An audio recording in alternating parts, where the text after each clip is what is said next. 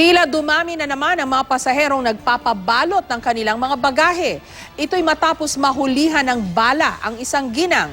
Inilabas na ng NAIA o ng Ninoy Aquino International Airport ang kuha sa CCTV ng nangyari ang insidente. Live mula sa Quezon City, may report si Marisol Abduraman. Marisol?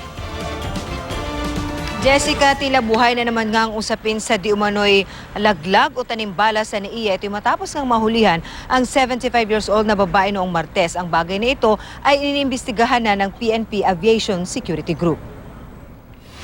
Ito ang kuha ng CCTV ng NAIA Terminal 1 itong Martes. Makikita papasok sa paliparan pasado alas 9 ng umaga ang mag-asawang Esteban at Salvacion Cortavista. Tinutulak ng isang airport wheelchair attendant si Salvacion, 75 taong gulang. Isinalang ang mga gamit nila sa X-ray machine para sa initial screening.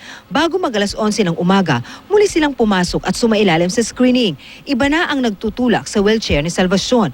Makalipas ang ilang minuto, sumalang sa final security check at final screening ang kanilang mga gamit. Dito na raw nakita na may bala ng kalibre 38 sa bag ni Salvacion. Naglapitan ang mga airport personnel at taga-PNP Aviation Security Group. Isa-isang tinanggal ni Esteban ang laman ng bag, kabilang na ang bala. Ikinagalit ito ng anak na mag-asawa. Nakausap namin ang wheelchair attendant na nagtulak kay Salvacion bago ang final screening na nakiusap na huwag ipakita ang kanyang mukha. Anya, malabo raw ang aligasyong laglag bala. Nagulat ako dahil walang naman, sila lang ang humawak ng kanilang hand carry, wala nang iba. Nasa wheelchair attendant, diba? Connected kami sa pasahero, pero pagka mga ganyang issue, syempre kawawa. Ganito rin ang sinabi ng X-ray operator na nakakita ng bala sa monitor. Nahirapan din po ako, kaya in-stop ko yung conveyor. Bakit, sir? Kasi nung pag-stop ko, tindigan ko muna ng maayos, parang hindi ko po maintindihan, kaya tinawag ko po yung BI ko para i-check nyo identify. Hinila po ng matanda. Patuloy na iniimbestigahan ng PNP ABSI Group ang nangyari. Kasama sa mga iimbestigahan ang mga tauhan ng OTS na naka-duty ng mga oras na yon, lalo pat may aligasyon ng tanimbala. Matapos ang nangyari sa mag-asawang Cortavista, tila dumami muli ang mga biyaherong nagpapabalot ng kanilang mga luggage at bag sa NAIA, tulad ng isang mag-anak na papuntang Japan. Jessica, pakiusap naman ang pamunan ng NAIA, no? Ito again isang isolated case lamang daw at hindi pa naman kasi napapatunayan na talagang nagkaroon nga ng laglag o tanimbala, kaya ang kanilang pakiusap sa publiko, hayaan na muna na gumulong ang investigasyon bago, kasi marami na naman muli ang mga nagsasabi na eto't panibagong pangyayari na naman ito ng tanim o laglag bala, pero ayon sa kanila, hindi pa naman daw kasi ito napapatunayan, so hayaan na muna raw na tumakbo ang investigasyon bago mag-conclude daw ang ilan nating kababayan. Jessica. So Marisol, ayon dun sa saksi na na-interview natin, sinasabi niya na tinanim yung bala? Ganun ba yan? Ayon kasi sa kanila, Ma'am Jess, ito yung mga empleyado doon ng OTS. Simula nung pumasok sa paliparan ng NAIA Terminal 1 sa International, itong mag-asawa, ay sila na talaga ang humawak ng kanilang mga bagahe. Except nga itong si Aling, yung matanda na 75 years old na babae, dahil talagang pagpasok pa lang niya, naka-wheelchair na siya. Pero hindi raw naggumalaw ng mga gamit nila ang sino mang mga attendant or NAIA personnel dahil meron nga silang tinatawag na no-touch policy.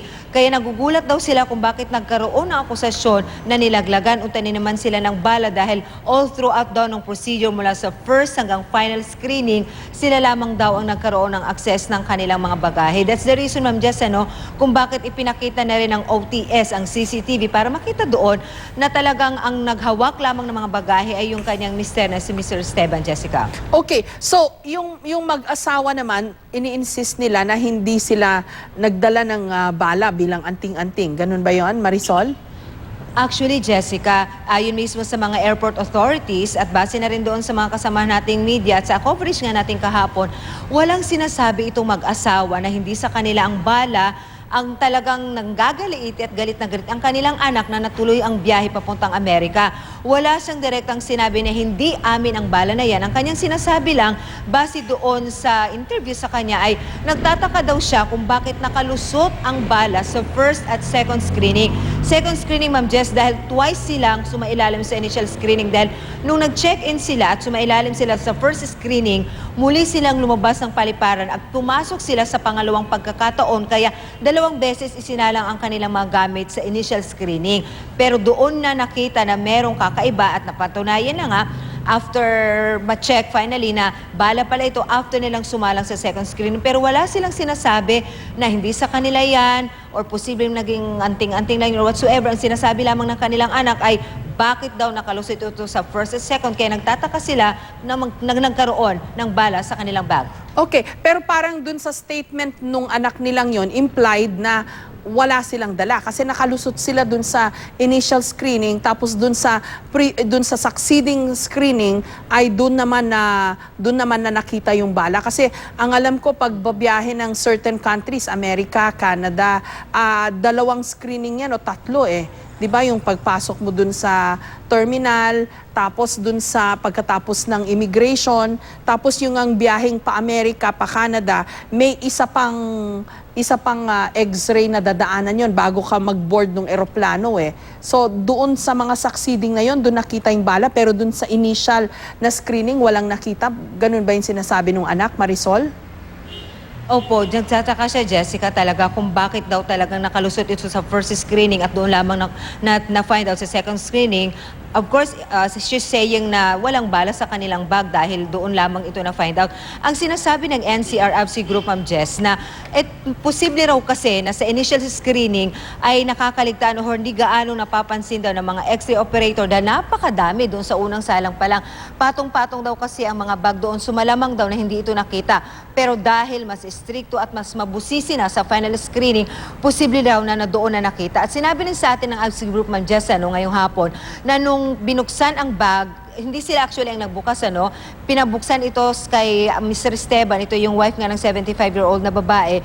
Sa harap nila, siya po ang nagkalkal nito at nakita nga na yung bala ay nasa pinakailalim daw ng bag na may zipper, another zipper at another zipper daw. So kaya ito ang inaalam ngayon ng PNP-ABSI Group kung talagang posible nga nilaglag o tinanim ang bala doon, pero kung sinong responsable nito, ito'y kailangan pa talaga nilang alamin. Unfortunately kasi, Jessica, nakalipad papuntang Amerika itong anak ng mag-asawa, wala silang mukuhanan ng statement. Kaya for now, inihintay nila ang statement doon ng mga OTS personnel. Kabilang na dito, Ma'am Jess, yung nagtulak ng wheelchair at yung X-ray operator na nakakita nga doon sa bala. Okay, maraming salamat sa iyo, Marisol Abduraman.